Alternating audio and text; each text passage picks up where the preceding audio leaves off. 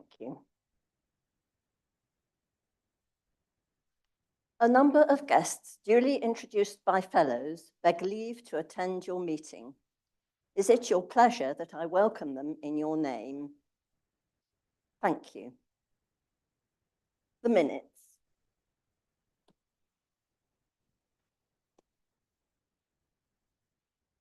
Minutes of the ordinary meeting of Thursday, the 14th of November, 2024, Burlington House and online.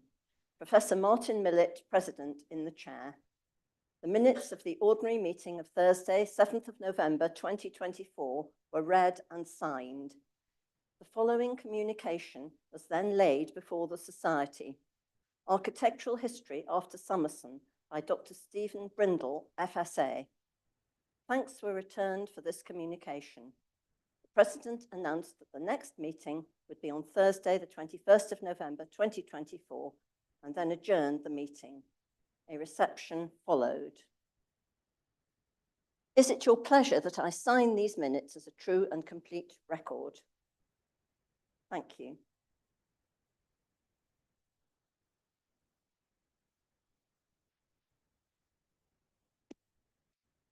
We now come to the main business of today's meeting, which is to hear a paper, Ballads, Burning in the Bible, a new interpretation of Sueno's stone at Forres by Professor Jane Geddes, FSA.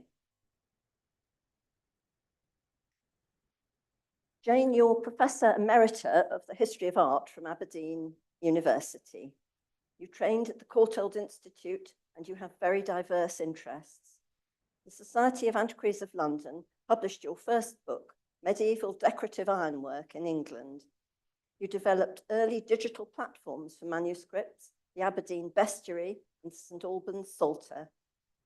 Living in northeast Scotland prompted your work for Historic Scotland, Hunting Picts, early medieval sculpture at St Biggin's, and the catalogue of sculpture at St Andrew's Cathedral.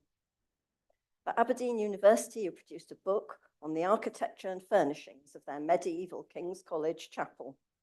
Now living in Edinburgh, your latest publication is Buildings of Scotland, Lothian, Pevsner.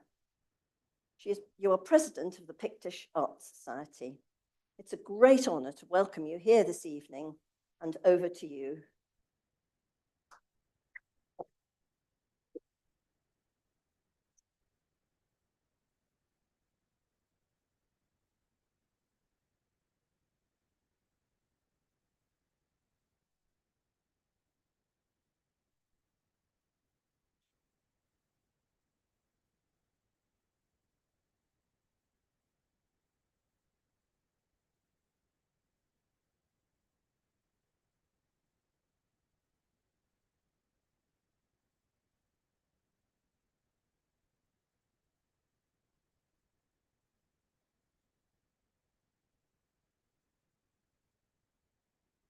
Is that all right to get started? Yeah, right.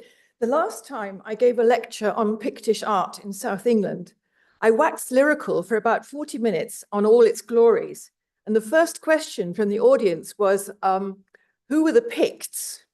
And Anuska Lester, our program manager here, also politely reminded me that this is a general audience who may require a gentle introduction.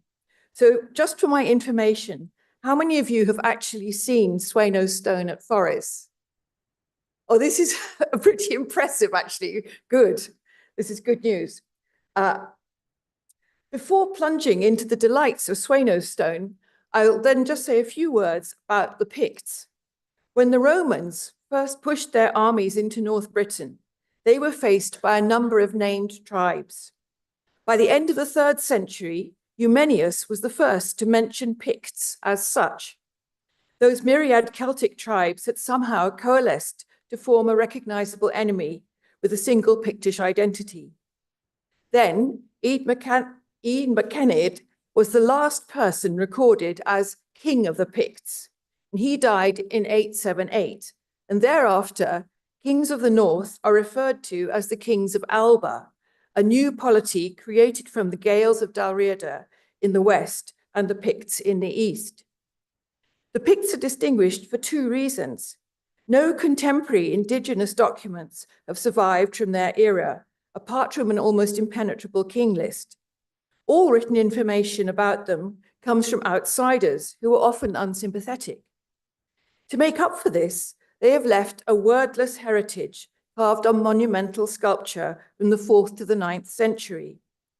Their distribution on the map shows the extent of Pictish cultural reach. The example here is the Abelemno cross slab, with their enigmatic symbols on the top, and then a graphic battle scene below, and I'll be mentioning Abelemno later. This paper will first of all introduce the monument and present some of the older interpretations. I will then discuss the new evidence which has enabled a fresh understanding of the stories told on the stone, and I shall principally be looking at the figurative scenes. For those of you hoping for a full analysis of the interlace on the cross, this is to be found in my article in the Proceedings of the Antiquaries.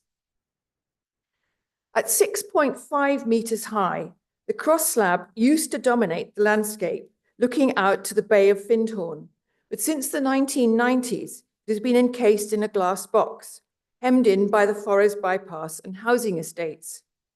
In the open, it was so tall that it was hard to read. Inside its box, it is obscured by glare and is even harder to understand. It is located on the outskirts of the present borough of Forres, perhaps not accidentally, more or less on the administrative boundary of the town. It stands at the road junction between the main east-west road along the Moray Firth, between Elgin and Inverness, and its junction with the road to the mighty Pictish citadel of Burgh Head. Burgh Head suffered a devastating attack and was abandoned at some point in the 9th century, and it's possible that Forres grew up as a safer inshore replacement. There's not a lot of helpful archaeology as yet at Forres, although there is an Iron Age hill fort nearby, and one minor Pictish stone was found elsewhere in the town. I've summarized the wide range of historical interpretations of the stone. Its name goes a long way back and will be hard to shift with the new knowledge. In 1726, Alexander Gordon, the first author to produce a sketch of the stone, claims that according to tradition, says, it commemorates a victory of Malcolm II over the Danish Sueno, that is Sweyn Forkbeard, who died in 1014 and certainly never fought at Forres. There follows a string of conflicting suggestions of events taking place any time between the 9th and the 11th century. Scots against Norwegians, Picts against Norsemen, the Earl of Orkney against the Scots against the men of Moray, King Dubh of Strathclyde against the men of Alba in 966, and lastly, the final battle of the Scots against the Picts, the wipeout of the Pictish nation. Historians have very little secure evidence to go by, and one could say their suggestions arise from the method of pin the tail on the donkey. While some are convinced by the vivid urgency of the scenes, others wonder to what extent it even deals with real events, or if it is an allegory. Seller and Alcock ask if the scene below the cross might be from the Bible, but are stumped by the iconography. George and Isabel Henderson ponder, we cannot know whether anyone had the status or acumen to turn reporting of near contemporary events into art. Alcock concluded, it can tell us nothing about how warfare was actually conducted and is instead a celebration of the principal fruits of war. While reportage is rare, we have the convincing earlier evidence of the Abelemno stone, where details of armor and the York type of helmet worn on the right suggest the defeat of Northumbrians at the hands of the Picts. The story even proceeds as a chronological narrative, ending in the death of the helmeted invader, bottom right. This plausibly commemorates the Battle of Nectan's Mere in 685, although the stone would be carved in the mid-8th century. The reason I began this research is that we now have two major new elements of evidence to help us. Firstly, Gordon Noble was able to date the filling of some post holes around the stone, which were presumably used to support a derrick during its erection. Carbon dates indicate the event took place HAL 780 to 900 or closer 825 to 885. So we're looking at a significant activity in the mid to later 9th century, nowhere near the era of Sueno or King Dubh. Secondly, John Borland created a definitive set of drawings using the most up-to-date methods of viewing the stone through old plaster casts and scanned images with movable light source. He was also able to reconstruct the bottom row, which has been hidden by a collar since the 18th century, but was photographed while briefly visible during conservation in the 1920s. So for the first time, it's possible to analyze what's going on. And I've put a small version of his drawing, which could be enormous, over on the table there. The composition of the cross slab can be divided into 5 parts. On the west face is the cross with inauguration below an apparently blank panel at the base. On the east face are the battle scenes, and down the sides, a mixture of inhabited vine scrolls and some figures. So rather than struggle with a controversy over historical battle as the starting point, this talk instead works through layers of cultural evidence using the Bible, pictorial comparisons, contemporary secular literature, and the archaeology of Viking warfare. I will not have time to examine the cross and ornament, which is detailed in the Antiquaries article, but will concentrate on the action, beginning with the inauguration at the base of the cross. The scene shows a small central figure wearing a long tunic. On each side looms a much larger man. With one hand, they clutch the person's raised forearms, and with the other hand, they touch his head. Behind on the right, a warrior holds a small shield and points his spear towards the large officiant, while below him is a dog-like quadruped. On the left is a small man in a tunic, his arm reaching out to touch the large officiant. Both the small figures are static. Above left floats an unknown object. This is rather like the hilt of the floating sword at Abelemno stone, or the generic sword at Innsbruck, or the many hilts shown on the reverse of the stone itself. The men are typical Picts, with a familiar trimmed beard and Pictish hair curl at the back and front of the head, legs stepping forwards. Bulges on the photo actually suggest that they wear breeches like the Kirriemuir huntsman and tight upper garments like several lanky figures in the Book of Kells. This example that I'm showing you has a great hairstyle, rather like the ones on the cross. They have no sign of religious status and appear to be purely secular. David Seller made a comparison between the stone and the seal of Scrutiny Abbey, where Scottish kings were later crowned. Might Forres recall an early form of such a ceremony? Although aged only 7 at the time, King Alexander on the seal is scaled according to medieval hierarchical importance, flanked by officiating clergy, his earls and the genealogist. The installation of a West Highland clan chief described in the 17th century was a predominantly secular occasion, his clansmen investing him with the weapons of state. A ritual of this type would justify the positions and secular appearance of the main celebrants on the stone, but a direct linear connection between the stone and the seal is misleading. It leaves unexplained the diminutive size of the central and therefore most important person. On the seal, the child Alexander is nonetheless enlarged as the dominant man.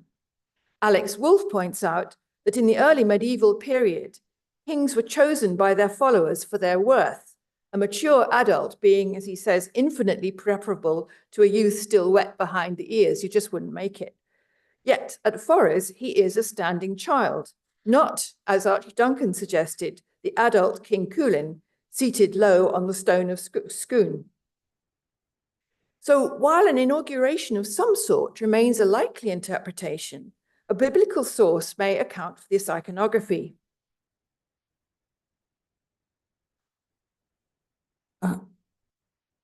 King David already provided well-established scenes to represent Pictish kingship. Dominant Pictish theme shows him rending the jaws of the lion. But many additional episodes from the life of David are found on the 9 silver Byzantine cypress plates made between 613 and 629, probably for Emperor Heraclius. They show David's rise from anointed child through resilient shepherd to the heroic slayer of Goliath. They foreground the child and adolescent boy. The Byzantine sequence begins with the anointing of David, a rare scene in insular art. And here, the child is flanked by Samuel, performing the unction, and his father Jesse, backed on each side by his brothers, the one on the left reaching out to touch Samuel's back, like the figure on the stone. The scene includes a floating sword, staff, and heifer, marginal props in the exurg referring to other parts of the story. The problem with this comparison to the moment of anointing is that a priest and horn of unction are essential components, which are absent at Forres. Stephen Wonder has shown how the composition of the much rarer scene of the arming of David is in this case directly dependent on the anointing. The dishes share the architectural framework and position of the figures, but the artist has had to improvise for the raised arms of Saul and the helmet bearer in a clumsy way, lacking anatomical and drapery realism. On the arming of David's scene, the lad is now frontal, flanked by tall Saul with a regal halo and a bearer, both of whom step forward, raising their hands above David's head like the men at Forres, Saul blessing and the bearer proffering a helmet. Behind them are smaller soldiers, static, in profile, one arm gesturing forwards. The soldier on the left points his spear non-aggressively, while both clutch their shields, features of the assistants at Forres. David rejects the bow and shield lying beneath his feet. Trusting in God, he subsequently rejects the sword, helmet, and spear. I've suggested already the floating object top left on the stone is a rejected sword, while the Abelemno stone proudly showed us that the Picts did actually not use helmets to fight. On the dish, David stands independently, holding his sword. On the monument, his arms are upraised, held by the officiants. This insular variation offers potential for multivalent exegesis, as explored by Carol Farr in the Book of Kells, a similar composition which illustrates here the arrest of Christ. And here in the Book of Kells, the pose indicates prayer, Moses with arms uplifted by Aaron and Hur, winning the battle against the Amalek, and ultimately the crucifixion, Christ's victory over death. These 3 associations of this pose are explained by the 5th century Maximus of Turin, who says, the appearance of the man himself when he raises his hands depicts a cross. For this reason, we are instructed to pray with raised hands, and then our prayer will be heard more quickly. By this example, the holy man Moses, when he waged war against Amalek, was victorious, not with weapons, not with a sword, but after they had lifted him up to God with his hands. The pose thus fortifies young David in rejecting his weapons before battle, with a reminder of Moses' martial victory through the power of prayer, all subsumed beneath the great cross above. This inauguration gesture is repeated on the later Bamberg sacramentary showing the coronation of Ottonian Henry II. Here, his weapons are sheathed in embroidered cases to indicate that they are intended for peace, not war. Those sheathed weapons may represent the same concept as the sword strokes at Forres. In a blank panel that looks as though it anticipates an inscription of names, there is instead a series of grooves made by scoring blades, weapons blunted in a gesture of peace, trust, and fealty at some great public ceremony performed by the nobility. You would have to kneel in humble submission in order to make those marks. I've tried. In an illiterate society, such a visible ritual before assembled witnesses would count for more than a written inscription. This would obviously have taken place after the erection of the slab, perhaps even at its inauguration or its unveiling. The interpretation of the arming at Forres helps to explain a puzzling cross shaft at St. Andrew's. On one face, a small figure wriggles between two solemn men, one holding a shield and the other a sword. David iconography on the shaft is confirmed on the opposite face, where he's accompanied by the lion, sheep, and dog. The St. Andrew's cross establishes that this rare scene is a firm attribute of Pictish kingship, not solely dependent on its exotic relationship to a unique Byzantine plate, but probably derived from a more accessible manuscript source. Heraclius used the plates to commemorate his great victory in a Byzantine imperial setting. It would appear that the Forres patron uses the same allegorical scene, but fully assimilated into the Pictish visual norms, enhanced in an insular way by the Moses pose. David, armed with faith alone, precedes the contemporary battle on the back of the slab. A similar juxtaposition of David and contemporary warfare was illustrated on murals at Ingelheim, the Rhineland palace of Charlemagne and Louis the Pious. Here, Old Testament scenes of the achievements of David paralleled the Frankish victories of Charles Martel over the Saxons.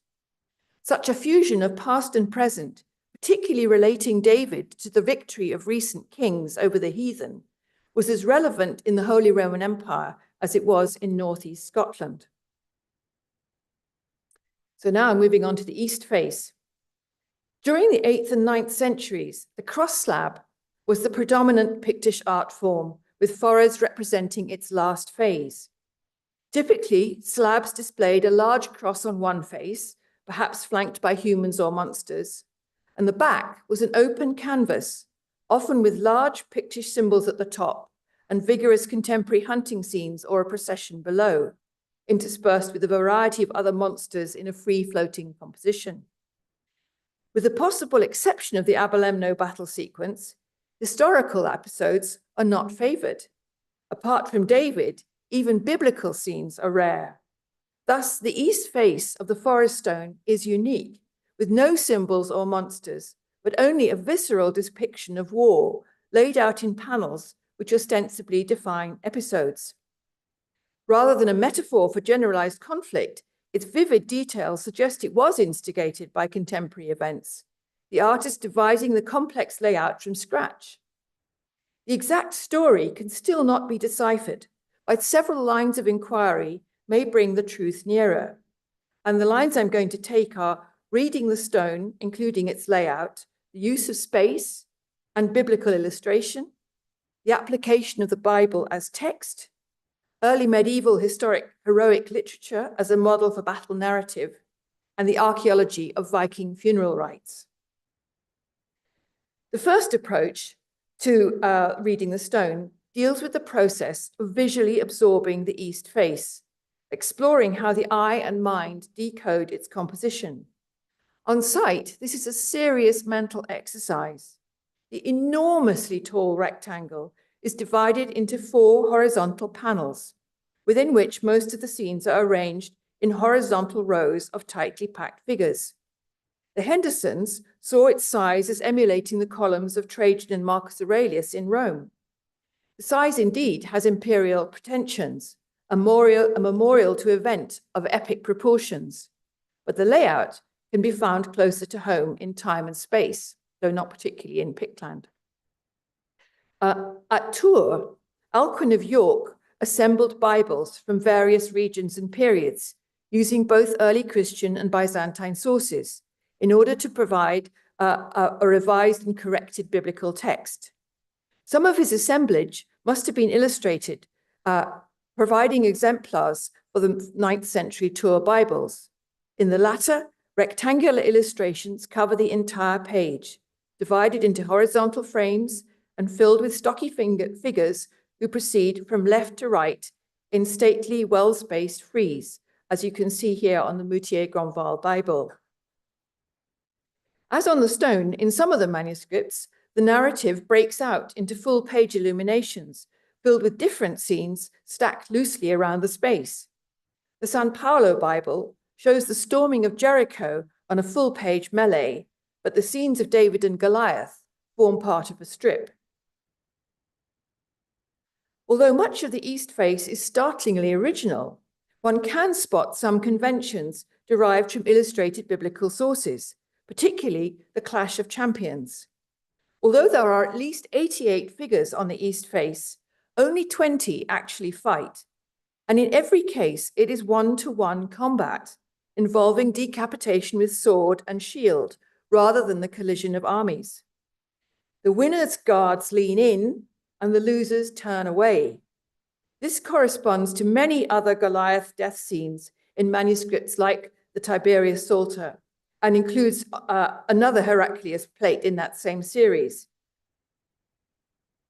The largest cypress dish of the battle scene with Goliath uniquely changes format to an arrangement in tiers and larger size. And you can see the supporters leaning in and running away. There's no suggestion on the stone that the multiple fights actually represent David and Goliath. There's no sling, and most combatants are of equal height, but the disposition of supporters and insistence on single combat with sword and shield does suggest a model from biblical iconography. A literate viewer may start to read the East face like a book, top down, left to right. But on a public monument aimed at an illiterate populace, that order may not be so obvious. Alcock points out that the West face cross, about 3 times human eye height, impels the viewer to look from the bottom upwards in awe. Roman equivalents such as Trajan's column read from the bottom up. Reflections on the Ruthwell and Monaster Boyce crosses demonstrate that they can be read in various directions, the pairing of different scenes resulting in multivalent levels of exegesis. On the Forest stone, the direction of events can also be read in several ways, with potentially different outcomes, victory or exhausted defeat. A notable feature of the battle lineup is that the winner is on the far right, and the loser, head often already detached, stands on the left with his troops turning away. Likewise, the cavalry procession and mixed maneuver proceed from right to left. Consistently, the direction of victorious travel is right to left. In almost all the manuscript depictions, that direction is reversed. Victor David and the Israelites stand on the left as your eye starts to look at the story, and Goliath is dying with the retreating Philistines on the right. The Pictish victors at Aberlemno churchyard drive their foe to the right. 2 exceptions to this standard design, both early and late, show the direction is not invariable. The 3rd century Dura Europos and 12th century Stephen Harding Bible, Goliath is on the left, David on the right. In Pictish art, on the other hand, processions typically, if not invariably, proceed from the right to the left. At Hilton of Cadboll, St Andrew's sarcophagus, Meagle 1, 2, and 11, the Duplin Cross, and the Papal Shrine, all are going that way. The difference is that in reading a book, the eye travels from left to right, but in walking around a monument, the auspicious Celtic direction is decile, sun or clockwise, the viewer's right hand nearest the stone. It is this decile direction that allows the events to be seen traveling sunwise to victory. Now, looking at the Bible as text, while visual parallels from book illustration cover a few aspects of the porous composition, the Bible text offers signposts for the construction of this military event. The account of David and Goliath is the second source to examine. It provides several insights, but it's not an entirely comfortable fit. Paraphrasing the book of Daniel, the armies muster and Goliath challenges the Israelites to single combat. David taunts Goliath as a Gentile who defies the armies of the living God. At Forres, the leader on the west face is blessed by God. The enemy appear to be heathen. David boasts that with God's help, carcasses of the heathen host will lie around. David carries Goliath's head in his hand to Jerusalem. God will hear war trumpets and promises to bring victory. The Philistines flee when they see their champion dead. Only 2 structures are mentioned in the chapter, and only 2 are shown on the stone. The Philistine tents, which were spoilt by the Israelites after further pursuit of the enemy, and the gates of Ekron, where the Philistines were slaughtered. This may privilege the interpretation of the conical structure, which you can see at the top there, as a gateway, although the possibility of a furnace will be discussed below. The forest monument may be framed, but is not formed by the battle between David and Goliath. In a similar way, Berthfirth of Ramsey framed his contemporary account of the Battle of Maldon in 991 with biblical typology, seeing the hero Berthnoth as a type of Moses and the Vikings as fulfillment of Jeremiah's prophecy that the kindreds of the north would rise against the Israelites. Michael Lapidge notes about the Battle of Maldon that any attempt to extract accurate historical details from this typology is doomed to disappointment. And this serves as a caution about interpreting as history sculpture that is steeped in allusions. Madeleine Cavanass remarks, decoding involves knowledge of the sources that were used to encode the cycle. And it will now be suggested that rather than biblical quotations, a great epic poem may have accompanied and explained the stone. If contemporary poetry is taken as a model, events may be episodic rather than proceeding in chronological order.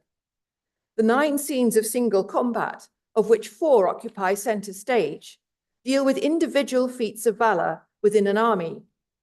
The way they rhythmically repeat between set pieces of group action is reminiscent of the finest insular elegiac literature, where the struggles of named heroes are immortalized through recitation by the bard. Whereas the Dream of the Rood is inscribed on the Ruthwell cross to provide a vernacular commentary, here that local voice that sang out the names of the heroes is silent. The medieval Welsh poem Ygodadden provides insights referring to contemporary culture. Its exact date of composition is debatable, but its content evolved between the battle itself around 600 and the 11th century. Located between Edinburgh and Catterick, Yorkshire, and deriving from a Brittonic language similar to Pictish, it provides perhaps the closest literary parallel for the forest monument. Throughout, the bard Aneurin intervenes to mention his role in perpetuating the tale of the heroes. Such a spoken or sung litany would have immortalized the memory of those champions at Forres. So I quote, "About the men of Catterick, I, yet not I, Aneurin, sang Ygodadden before the next day dawned." And he mentions himself several times, telling their story. Although describing the progress of a doomed battle between the native Geddes people and invading Anglo-Saxons, the poem's structure maintains the insistent drumbeat of elegies for individual warriors, but does not follow a straight narrative. Similarly, the forest scenes do not necessarily follow a simple progress, unlike the obvious sequence of events at Aberlemno. The repeating rows of single combat, flanked by supporters, echo the many verses of the Geddes, which are linked by a chain of repeated lines, such as "The warriors went to Catterick and battled with a cry." That line starts several verses, repeating. And the lines then follow about a single named hero with an example. "The warriors went to Catterick and battled with a cry. A host of horsemen in dark blue armor with shields, spear shafts held aloft with sharp points, and shining mail shirts and swords. Rufon here took the lead through the armies. 5 fighters fell below his blades." Single elegies like this one that I've just said for Rufon here are given for many other named heroes, like all those fighting in single combat on the stone. The Irish Toyn employs a similar structure of recalling unique deeds of heroes in a comparably repetitive way. Some soldiers are picked out for their fair appearance, perhaps like the victor shown with the special headgear. And from the Toyn, a troop with a white-breasted, well-favoured warrior at its head. He wore a gold crown on his head and a red embroidered tunic. A cloak of great beauty wrapped him round, fastened on the breast with a gold brooch. He carried a gold-rimmed, death-dealing shield and a spear like the pillar of a palace. A gold-hilted sword hung at his shoulder. These Irish descriptions add a blaze of colour to the clothing and weapons, a reminder that the undifferentiated troops at Forres could become identifiable by the application of paint. Then comes the Battle of Maldon, which is closest in subject matter to Forres because it deals with the Viking attack in 991. The poem begins with an Anglo-Saxon muster on horseback, Berthnoth thereafter dismounting to fight, and I quote, "Then Berthnoth dressed his band of warriors, from horseback taught each man his task, where he should stand, how to keep his station. Then, when his folk were fairly ranked, Berthnoth alighted where he loved best to be and was held most at heart among his hearth companions. Then out flashed file-hard point from fist, sharp ground spears sprang forth, bows were busy, bucklers flinched. It was a bitter battle clash. On both halves, brave men fell, boys lay still. And then there's single combat with the leader. Berthnoth, war hard, braced shield board, shook out his sword, strode firmly towards his enemy, earl to churl, in each's heart harm to each other.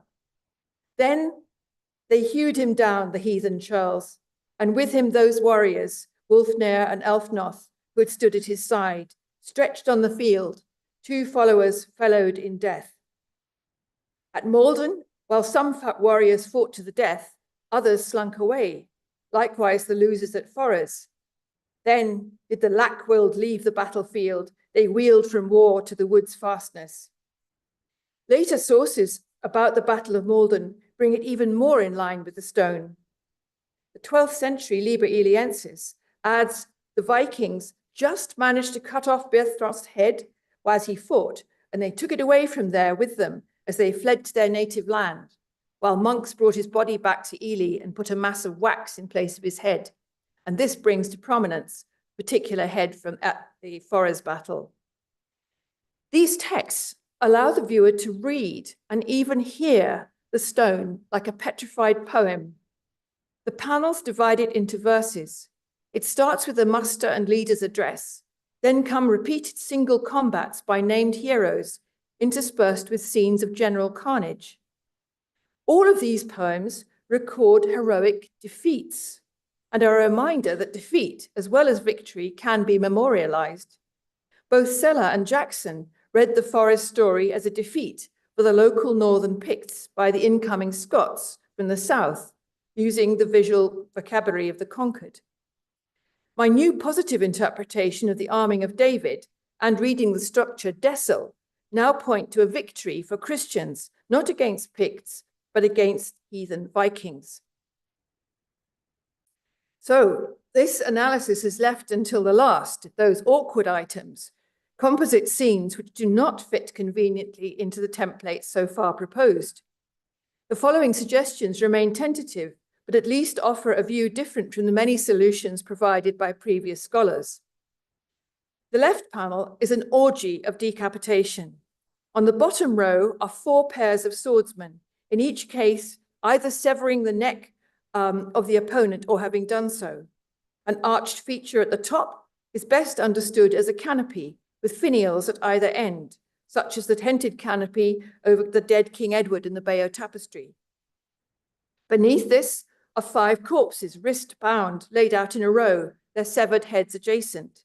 The 6th head is distinguished within that frame, apparently hung beneath the canopy.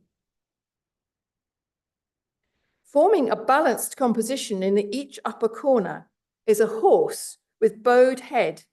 Its muzzle is held by a man who, with his other hand, clearly shafts his sword into the animal's skull. His assistant watches over the back legs, that on the left possibly hamstringing the beast. Such ritualized animal sacrifice may also be taking place on the north side, below right, where one man grips a large floppy quadruped the size of a hound, while behind him is a companion flourishing two swords. The feature of animal sacrifice, common in pagan Scandinavia, prompts a consideration of Viking burial practice and its possibly unique depiction in a foreign land by Christian artists, and I shall return to that shortly. Decapitation of prisoners with the celebration of head trophies was a common occurrence in war, in this case preceded by David and Goliath, but also relished in insular poetry and annals. Singling out the leader's head for special treatment was the case for King Edmund by the Viking Ivar in 869 in East Anglia and Berthnoth at Maldon. Confirming all these literary sources was the archaeological find of 50 decapitated bodies, young Scandinavian men buried in a pit, heads piled away from the bodies on Ridgeway Hill at Weymouth. And that episode probably took place in the late 10th century. In scene E2.3, the upper part, 6 corpses, wrists bound, are laid out in a row on the left, their heads scattered in front of the conical structure. This is flanked by one man on the left brandishing a spear and 3 on the right holding spears and round shields. A product of some sort emerges from the base of the structure, indicated by the parallel lines emanating from the aperture. The 7th body forms part of E2.4, his head borne by the tall victor below. That structure has attracted various interpretations, from a Celtic bell to a broch, and it certainly bears resemblance to the drawing of a broch, namely Duntrodden at Glenelg, but Forres is far away from broch territory. Another suggestion is a gateway or fortress, possibly nearby Berghead, but it definitely has some product coming out of the aperture, suggesting of the furnace. Ian Keeler suggested that this could be Nebuchadnezzar's furnace, and this incineration theme opens up a whole new area of cultural considerations. In insular art, the fiery furnace is rarely drawn. It is rather the early Christian depictions that show a rectangular shaft furnace with arched vent at the base, like the one painted in the Catacomb of Priscilla in Rome from the 4th century. But that fiery furnace is a symbol of God's deliverance through faith. The other biblical representation is hellfire, the destination for unbelievers. The Utrecht Psalter illustrates 2 types of furnace, a conical beehive and an open rectangular shaft, both with a stoke hole at the base. Its illustration of Psalm 20, bottom left, readily applies to the pagan invaders. The psalm says, "All them that hate thee, thou shalt make them as an oven of fire in the time of anger. The Lord shall trouble them in his wrath, and the fire shall devour them." The drawing shows the ungodly being herded by soldiers wielding spears, as on the stone, into the mouth of the flaming furnace. Psalm 9 is equally explicit. "The wicked shall be turned into hell, all the nations that forget God." And here, the hell furnace is a square tower with arched entrance into which sinners, bound by the hands, are prodded by a spear-wielding angel. Complementing activities on the stone, in the same illustration is a besieged city where prisoners are being decapitated by the tall gate tower. Destruction of the sinners' bodies by hellfire was doubly appropriate because Vikings and other pagans frequently performed spectacular cremations on funeral pyres. This custom was viewed with opprobrium by the church.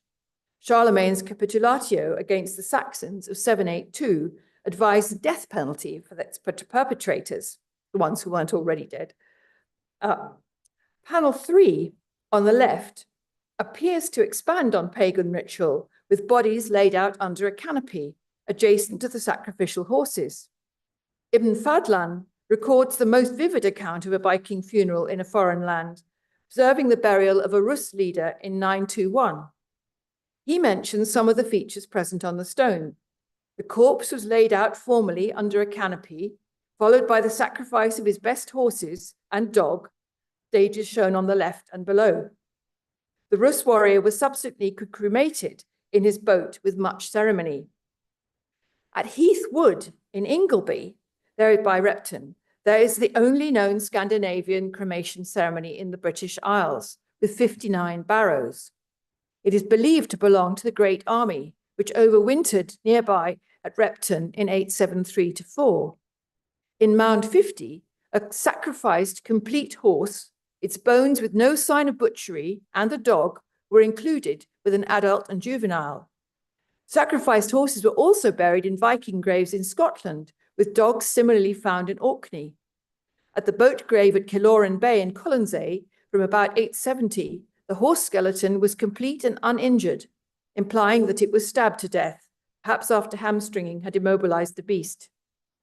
This looks similar to the activity at Forres, where the horses appear to be stabbed through the eye, while the second officiant holds the back leg. So while the furnace may show the eschatological destruction of the ungodly through hellfire, panel E3 may show Viking burial rites in their own terms, attested by the description of laying out by Ibn Fadlan and the archaeological evidence at Heath Wood. In spite of a defeat in presumably hostile territory, it appears that Vikings on an incursion in Estonia managed to carry out considerable funerary rites, including a boat burial. To find such an explicit allusion to pagan sacrifice on a Christian monument would be remarkable, but not unique. The Pictish cross slab, St. Vigin's No. 7, shows with disapproval and very explicitly the Roman bull sacrifice of the Tarabolium. Much still remains unknown about the Forres monument. My analysis of the cross and other ornament locates the structure firmly within the orbit of later Pictish sculpture, around the later part of the 9th century, a period when both Scots and Vikings threatened Pictland. But the evidence of pagan practice identified here demonstrates that it refers to a battle or campaign against the Vikings, not between Picts and Scots. Regardless of whether the patron was Pictish or Scottish, the craftsman himself was someone well honed in the professional skills of Pictish stone carving. The sequence of events appears to be more allegorical and poetic than literal, within a firm Christian framework. My approach has neatly sidestepped the issue of naming a date or event, but some recorded options are summarized here. The total wipeout of both Picts and Scots in 839 is a reminder that the monument might, like the poems, recall a defeat. This was both the kings and the Scots and their elite, like the Battle of Flodden, the whole lot wiped out in an episode that only has one sentence recording it. At the end of the sequence, in 904, is a more resounding victory over the Vikings, possibly in this area, followed by a long period of stability, perhaps a calm interlude in which to make such an investment in commemoration. That victory was for Constantine, son of Ede, king of Alba, who ruled for 40 years. But there are no earlier Pictish records to broadcast their own triumphs, rather than those of the succeeding Alpinid dynasty. Art historical evidence reveals a time frame compatible with the other disciplines, but pulls this subject matter towards an allegorical account where the enemy are not distinguished as Vikings, but seen as Gentiles, interpreted in terms of contemporary Viking practice. Plucky David, like a contemporary ruler, entrusts himself to the will of God before the fight, but the battle itself is displayed by a roll call of contemporary warriors whose names would resound with the verses of a poem. The decidedly different styles on the front and back of the slab indicate an artistic milieu in transition, a Pictish artist grappling with an entirely innovative demand from his patron. Nobody had ever asked for a scene like this before. The Forres Memorial, in its favored Pictish cross-slab format, influenced no surviving successors. Patronage on this scale and type of monument appears to dry up in northern Scotland as rulership shifts from the Picts to the Scots. Adrian Maldonado calls this period of violent change the crucible of nations. In that case, the Forres cross slab, Scotland's Bayeux Tapestry, stands as the anvil.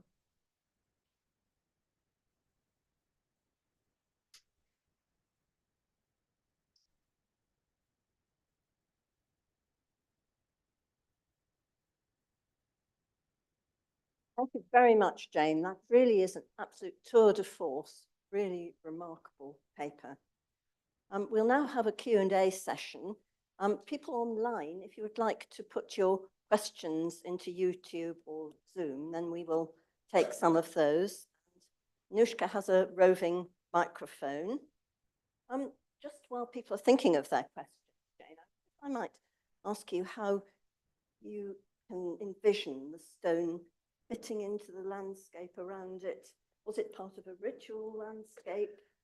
It's a really difficult thing because Yes. the landscape has been so badly altered by the motorway, which goes right beside it, and the housing estates and the trees. And frankly, Forres is just bursting to have more archaeology done there. There's, apart from those post holes, there's practically no archaeology taking place there at all. But I think it's very significant that as far back as maps go in Scottish mapping, that junction between the east-west road to Inverness and Elgin and the shoot-off up to Burghead is there. That route must have been a very, very old route, and this is slap bang on that junction. So it's a mustering place for armies. Perhaps. Yes, it's telling you something about saying that the mighty fortress at Burghead is not the place to put this monument up anymore. Burghead had been ransacked, and one would think that maybe this came after the ransacking of Burghead. But I wish we could just, battlefields are very difficult to find, aren't they? They are difficult to find. The stone stands on a slight green mound, but it's been so messed up by diggers and dumpers. It's hard to say what the landscape actually was. Thank you. Do we have some questions?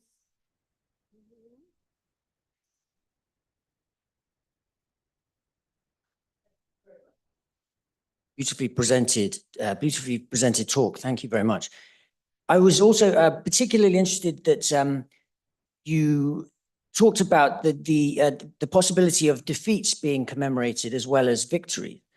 But doesn't the cost of a stone contrast with the cost of a poem? And from that point of view, the contrast with the cost, the financial cost of a stone would be so immense in comparison with a poem can be written about a defeat, but a cross on that, rather a stone on that scale is going to be an enormous expense, surely. Yes. Therefore, they couldn't simply have a defeat commemorated in stone. Well, I must say, I went into this completely open-minded. I had no idea who was winning or losing, and I didn't find out about the arming of David until well into my investigations. And for me, that does suggest that God's on our side and we're going to win.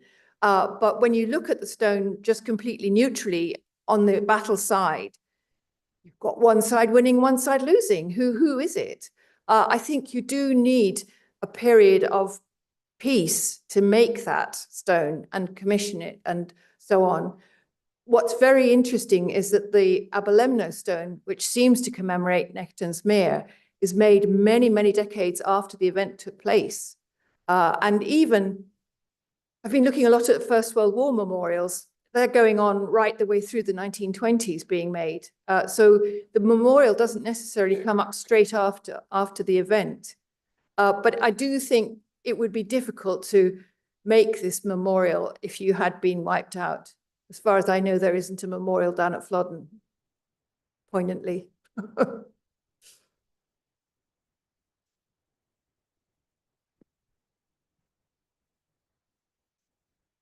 Jane, thanks very much. Fascinating. Yeah, speak into the mic. Jane, thanks very much for a very fascinating talk. You mentioned colour at some point, the costumes of the figures in the manuscripts might be able to indicate who they were. Is there any evidence of traces of colour on your stone? Of course, not on the stone. I mean, that has literally, it's a remarkable quality of stone, which is not really, in big scheme of things, very eroded. I mean, it's still very clear to see. So it is in good condition, but it has had 1,000 winters bashing at it. So there's no original surface left on it. However, a lot of work is going on now about trying to detect traces of stone. And I must say, one of my most exciting moments at St. Andrews was in a pitch dark cellar where they're kept, where the stones are kept. I had one tiny flashlight in my hand, and looking deep into the corners of a piece of interlace, suddenly I saw the colours, and the interlace strands were in red. And that was, wow, it's very, very rare to see stone, see the colour surviving.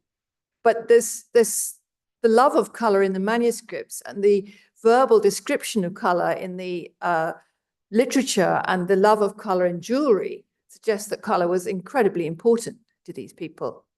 And certainly one thing that's interesting with these battle scenes is that you haven't got one lot with horned helmets saying we are Vikings and another lot with tattoos on them saying we're Picts. They're not actually, they are very similar on both sides. I struggled to see if there was any difference between one side and the other in their present state of carving. And that difference would only have been shown if they were coloured. They could have been cut. They definitely could have been coloured. And I think there's more and more feeling about colouring being a possibility on the stones. We do have a question from our online audience asking if you could speak more about how the representation of David would have been transmitted from the Byzantine art to the stone's creator. Yes, exactly. I mean, you've got this wonderful comparison of the Heraclius plate, which was buried in Cyprus a long, long time ago and is very, very far away from Pictland. And all the literature about the Heraclius plates and their very extensive David iconography pulls back to an illustrated Book of Kings. And they reckon that the David scenes on the plates were not invented for that particular medium at that time, but they were drawn from the lost illustrated books of Kings, which must have existed. I would think actually that somebody like Alcuin of Tours, when he was collecting all these Bibles, he collected very early Christian Bibles, Byzantine Bibles, anything he could get his hands on to try and create the correct text at Tours. He'd got all these old exemplars to make his text good. We don't have any of those exemplars left. We've only got the product that he made from them or that was made subsequently. So there were older books of Kings knocking about, illustrated Old Testaments, knocking about, which could have had them. The other place where you could have had them possibly more frequently found would be in psalters. And a psalter could be prefaced by a cycle of David images too. And there are psalters surviving with images of David in them from this period. So I think particularly when we see that nice little variation on the whole story at St. Andrew's, on the St. Andrew's cross, which I must say that David is kind of wriggling like this. When I first saw it, I thought this looks like some kind of child abuse with two horrible men trying to persecute a tiny boy who's trying to get away from them. But actually, it is David, and there are manuscript pictures of showing David wriggling, trying to get away from them, or trying to throw off his armor. So I do think there were manuscript examples knocking around in Pictland that could have been used. We have a question front here. Thank you, Jane, for a fantastic paper. You know my interest in cross forms, and I have a question about later upright relief cross slabs like this one. How common is it, and maybe I need to read your paper as well, for the interlace inhabited panel or frame to follow the cross shaft, but then end before the cross head? Because John's drawing would indicate the frame around the cross head doesn't have carving? I think there is a tiny bit of very, very eroded interlace on the cross head. I literally haven't prepared a lecture on that side of it. I wrote it, I studied it, and I haven't got it on the tip of my tongue. But I think John felt that there was an element of some continuing interlace on the cross head, but it's the top of the cross is very eroded. And I possibly have, I, for reasons of time, didn't go into it. There are scenes at the top of a battle scene, the row probably of people at the top, just can't see them. So I didn't bother to talk about them because you can't see them. The top has suffered worse from the erosion. And for your interest, in my article, there are many, many examples of this particular cross form, which I have found, which make it perfectly normal in Pictland. We have a comment from our online audience. Sharon Fraser says, "A great study, Jane, as ever. I'm interested in your interpretation of the grooves at the base as representative of blunting of blades. Such grooves are normally interpreted as resulting from honing, which might support your celebration of victory theory, sharpening of swords on a monument celebrating historic valor and victory." Well, this is quite interesting because we have our, in the Pictish Art Society, we had David McGovern, who is a sculptor, and he works with iron tools the whole time. And he will tell you, if you push a blade into hard sandstone like that, you are blunting it. And if you want to sharpen it, you glide it sideways and you form a completely different mark on stone. And I have found other Pictish stones down at St. Vigen's where actually you've got both. You've got an image of God and Christ together where the grooves are right across the heart of breast of God, which is amazing. And this is saying, I swear on your heart, God, that I won't cause a war or a boundary dispute. And then up to the side of the same stone, there is a smooth scrape panel of where you could sharpen a blade. But it's two very different actions that you take between sharpening and blunting. Any more questions from the audience? No, well, then thank you very much indeed, Jane, for a really wonderful paper, which I think we've all found most stimulating and fascinating. Thank you.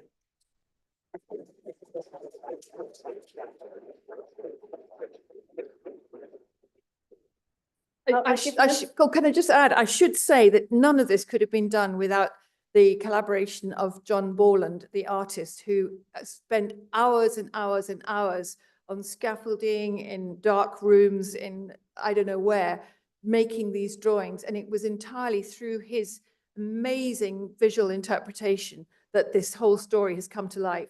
And none of the previous artists who've looked at it ever got close enough to really understand what was going on. And his drawings are over there to look at. They are remarkable, and I'm sure that people would like to look at them on the way out. Thank you. I give notice that the next meeting will be on Thursday, the 28th of November, 2024, when we will hear a paper, Investigating Historic Building Myths by Dr. James Wright, SSA. Our full events programme is live on our website, and bookings are open. All our events are free and open to anyone to join. The meeting stands adjourned and a reception will follow. Thank you, everybody.